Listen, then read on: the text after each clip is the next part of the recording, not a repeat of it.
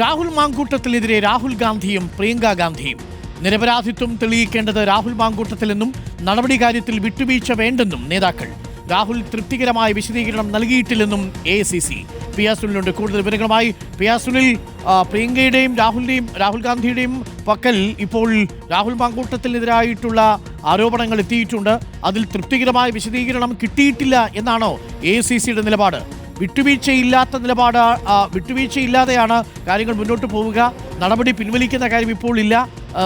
നിരപരാധിത്വം തെളിയിച്ചാൽ മാത്രമേ സസ്പെൻഷൻ പിൻവലിക്കൂ എന്നുള്ളത് ഉറപ്പായോ പി ആർ സുനിൽ?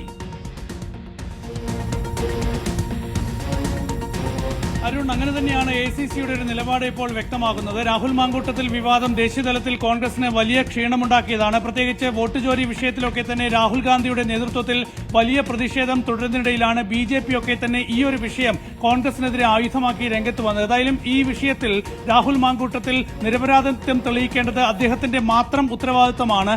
അങ്ങനെ നിരപരാധിത്വം തെളിയിക്കാത്ത പക്ഷം രാഹുൽ മാങ്കൂട്ടത്തിലുമായി ഒരു വിട്ടുവീഴ്ചയും വേണ്ടതില്ല എന്നതാണ് AICC നിലപാട്.